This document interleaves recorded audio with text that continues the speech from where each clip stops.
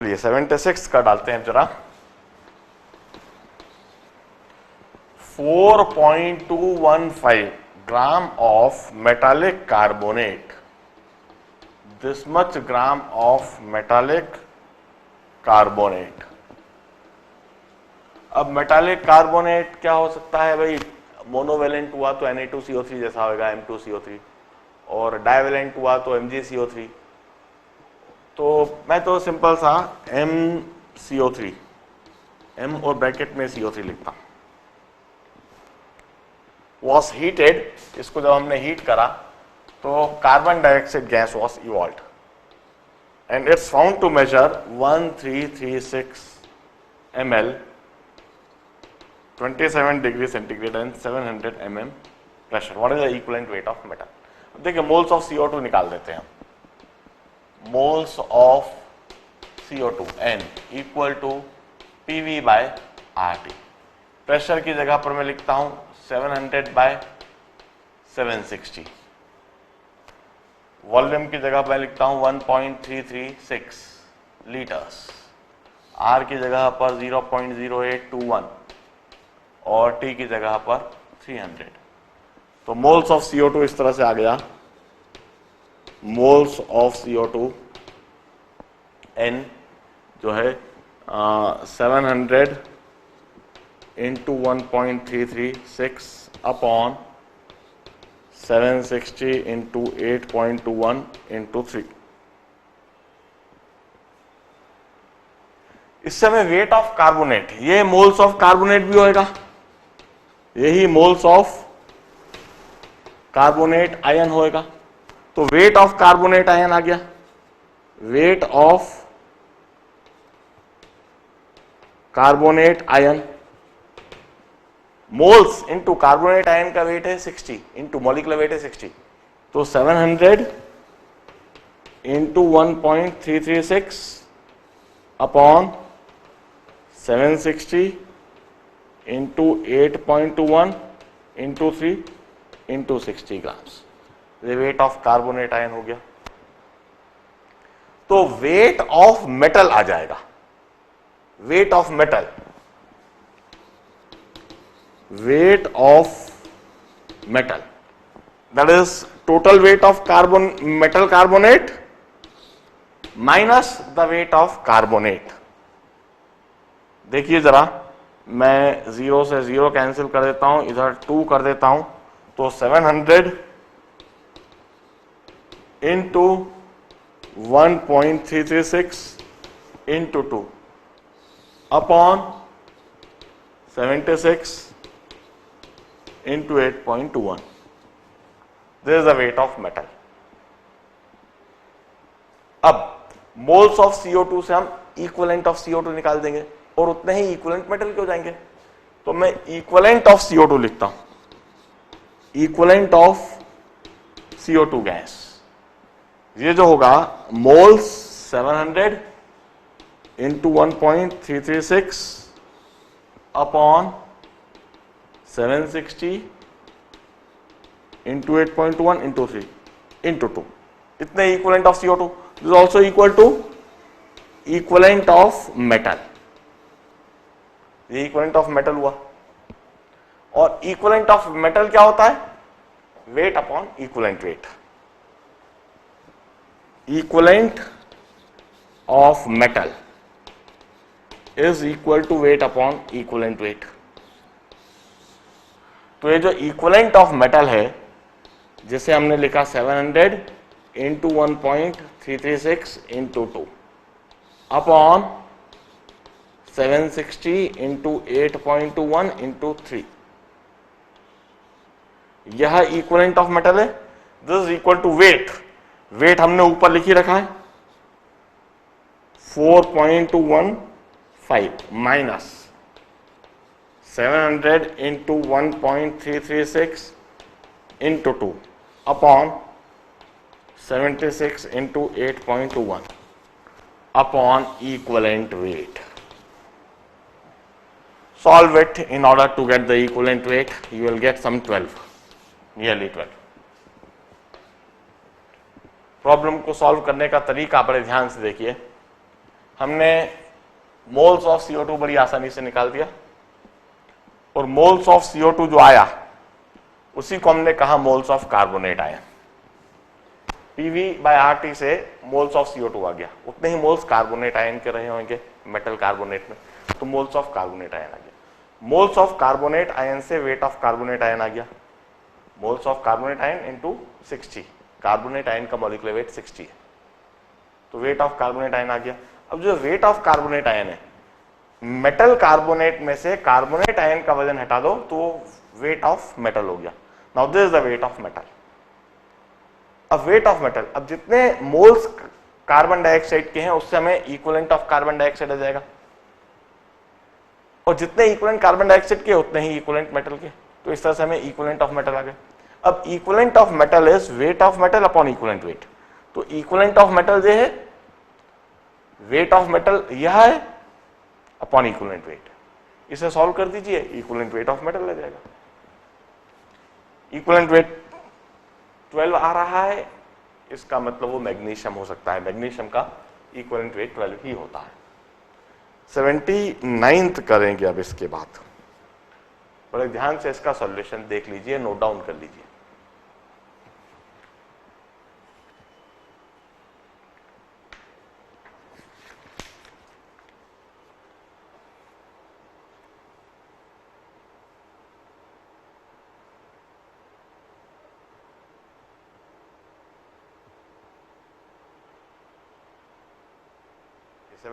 Problem करते हैं। अब इस तरह के प्रॉब्लम भी हम पहले कर चुके हैं काफी सारे। अब इनफैक्ट आई होप अब इस चैप्टर पर ये एसिड बेस टाइट्रेशन जो है और इसमें एप्लीकेशन ऑफ इक्विवेलेंट कंसेप्ट जो है, यह आपको थॉरोली समझ में, उसको अप्लाई करना समझ में आने लगा है।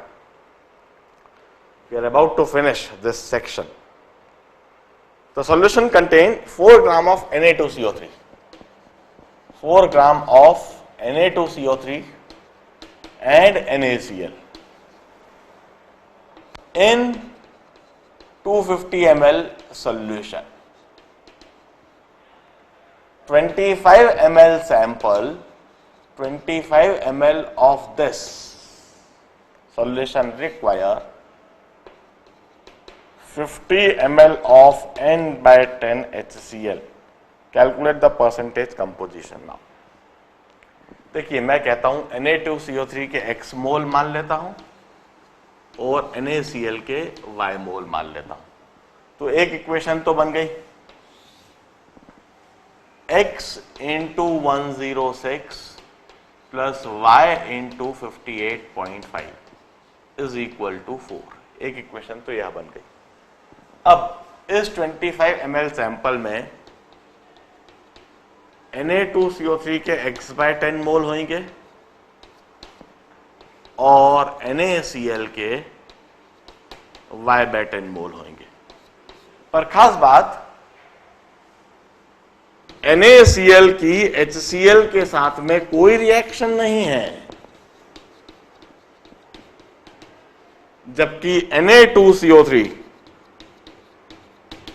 Na2CO3 दो HCl के साथ में कंबाइन करेगा, 2 NaCl H2O और CO2 बनाएगा।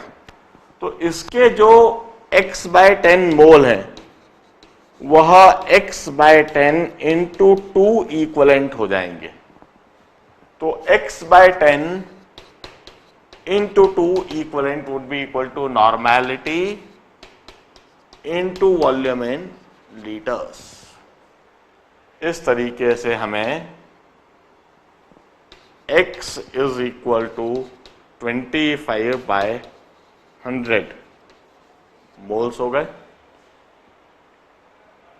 और इससे हमें y की वैल्यू आ जाएगी और x की वैल्यू भी आ जाएगी। इससे हम y की वैल्यू भी सॉल्व कर लेंगे। हमें निकालना क्या है, जरा देखें, परसेंटेज कंपोजिशन। तो अब मैं परसेंटेज कंपोजिशन लिखता हूं, percentage of Na2CO3, percentage of Na2CO3। इससे हमें y की वैल्यू भी सॉल्व करके आ जाएगी। Na2CO3 would be 106 into x upon 4 into 100 and percentage of NaCl would be 58.5 into Y by 4 into 100. This would give me the percentage Na2CO3 and percentage NaCl in the mixture. Solution note down करें. 82nd problem करेंगे अब हम.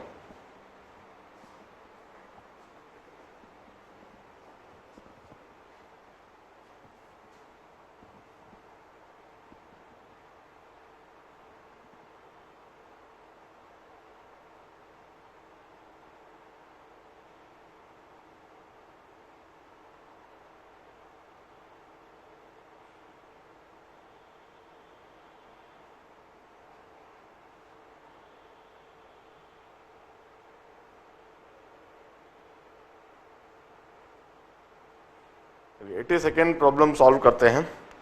What is the strength in grams per litre of H2SO4 20 ml of which और 12 ml of H2SO4 is neutralized with 15 ml of N/10 NaOH. देखिए concept बिल्कुल simple है. Equivalent of H2SO4 would be equal to equivalent of NaOH. तो मैं इधर कहूंगा normality is N into 12. This is milli equivalent of H2SO4 is equal to normality is 1/10 into 15. This is the milli equivalent of NaOH. और इस तरह से normality आ गई. Normality comes out to be 1/10 into 15/12 और दिस 5 दिस 4 5/40 नॉर्मल. तो इधर से हमें नॉर्मेलिटी मिल रही है 5/40 5/40 नॉर्मल. तो इधर से मोलारिटी आ जाएगी. मोलारिटी इधर H2SO4 की नॉर्मेलिटी है. H2SO4 के लिए बेसिसिटी एसिडिटी है 2. तो नॉर्मेलिटी यदि यह है तो मोलारिटी डिवाइडेड बाय 2 कर दो. This is the molarity. तो स्ट्रेंथ आ जाएगी. Strength would be molarity into molecular weight. This much grams per liter. Normality is equivalent per liter, molarity is moles per liter, and strength is grams per liter. This is the normality, molarity and strength of the given H2SO4 solution. जो H2SO4 solution दिया गया है उसकी normality भी लिख दी, molarity भी लिख दी और स्ट्रेंथ भी लिख दी. बिल्कुल सिंपल सा प्रॉब्लम है. इसमें हमने N1V1 is equal to N2V2 लगाया है. N1V1 is equivalent of acid and N2V2 is equivalent of base. यह कंसेप्ट हम सीधा सीधा लगा रहे हैं. सॉल्यूशन नोट डाउन करें, आंसर मैच करें. 85th प्रॉब्लम करेंगे अब हम.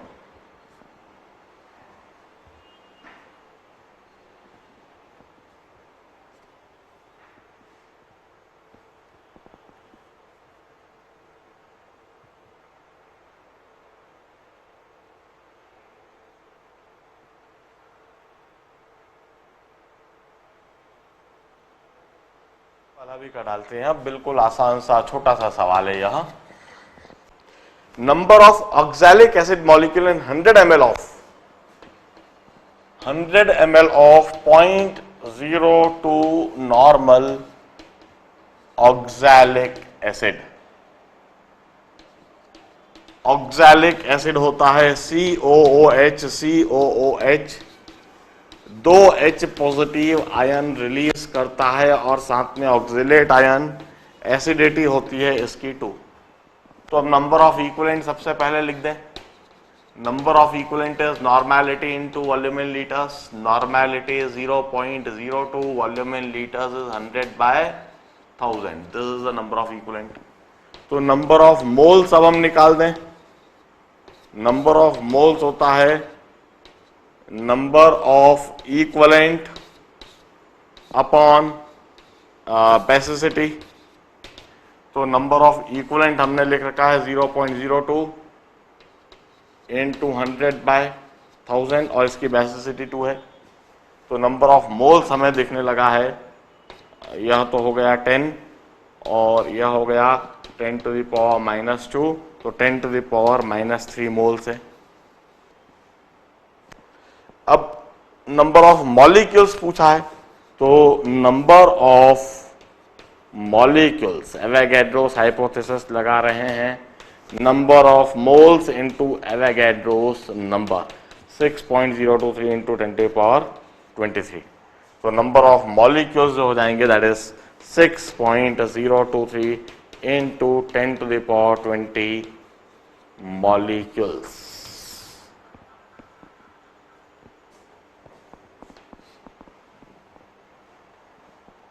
Observe, it's a simple problem. Number of equivalent is normality into volume in liters.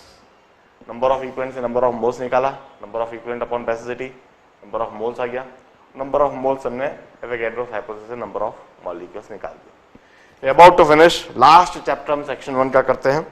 88 problem. इस तरह से लगभग 29 प्रॉब्लम्स मैंने क्लास में कर दिया, बाकी के सारे अब आपको करना है और चेक करना है कि सारे कंसेप्ट आपको समझ में आए या नहीं.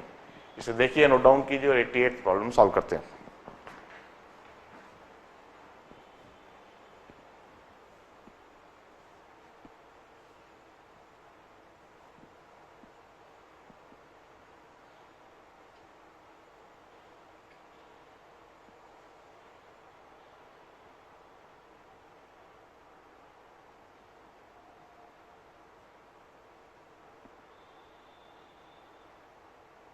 Solve last problem of this section.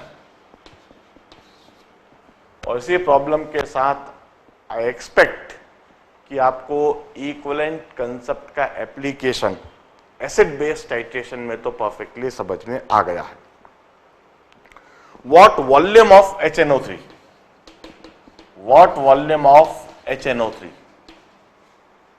Specific gravity 1.05 gram per ml, containing 9% by weight of HNO3 is required to oxidize 1 gram of FeSO4.7H2O in acid medium according to this reaction. Ferrous iron HNO3 के साथ में combine करेगा acidic medium में. It gives you ferric ion and NO and H2O. देखिए क्या क्या बातें देखने की आवश्यकता है. एक तो फेरस आयन फेरिक आयन में जा रहा है तो इसका चेंज इन ऑक्सीडेशन स्टेट 1 है, और HNO3 NO में जा रहा है. HNO3 में नाइट्रोजन का +5 ऑक्सीडेशन स्टेट, NO में +3. इनफैक्ट यह तो रेडॉक्स टाइट्रेशन पर बेस्ड रिएक्शन हो गई है, अगले सेक्शन में आनी थी पर अब इधर ही हम करते हैं. इसका चेंज इन ऑक्सीडेशन स्टेट 3 है, +5 से +2, +5 से +2, NO में +2 है. चेंज इन ऑक्सीडेशन स्टेट इसका 3 हुआ. तो अब देखिए, मोल्स ऑफ FeSO4.7H2O निकाल लेते हैं हम. 1 ग्राम है इसके अपॉन इट्स मॉलिक्यूलर वेट. इसका मॉलिक्यूलर वेट Fe का है 56 plus 32 plus 64 plus 7 into 18. 7 into 18 water के 7 मॉलिक्यूल्स हैं, तो 90 प्लस 36 126. यह मॉलिक्यूलर वेट है. जरा तेजी से कैलकुलेट कर देता हूं, मेरे पास कैलकुलेटर है, थोड़ा मैं आलस दिखा रहा हूं, कैलकुलेटर इस्तेमाल कर लेता हूं। +32 +64 +126। कई बार एकदम से दिमाग चलाने की इच्छा नहीं करती है और कैलकुलेटर का इस्तेमाल कर लेते हैं। 278 ग्राम पर मोल, so it's 1/278 moles. This is the moles of FeSO4.7H2. तो इक्वलेंट ऑफ FeSO4.7H2O यहां कितने हो जाएंगे?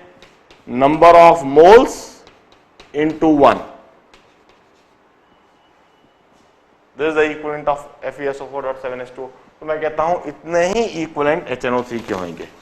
This is equivalent of HNO3 according to equivalent concept. तो मोल्स ऑफ HNO3 आ जाएंगे, moles of HNO3, moles of HNO3 is number of equivalent upon 3, क्योंकि इसका ABCN factor 3। This is the moles of HNO3। तो weight of HNO3 आ जाएगा, weight of HNO3, weight of HNO3 ये हो जाएगा number of moles 1/278 into 1/3 into its molecular weight. Molecular weight HNO3 का कितना है? 48 + 14 + 1 63 grams. अब let us say we are using VML. So VML of solution means V into 1.03 grams of solution. Let us say this volume is in ml. So V into 1.05, this much gram of solution. This much gram of solution means into 9/100 grams of HNO3, and this grams of HNO3 must be equal to 1/278 into 63/3. So V is equal to 1/278 into 63/3 into 100/9 into 1/1.05. Solve for V. मैं इसी समय solve करके लिख देता हूं। 63 into 100 divided by 278 divided by 3 divided by 9 divided by 1.05 is equal to this 0.7 and 0.8 ml. It's 0.8 ml. 88th का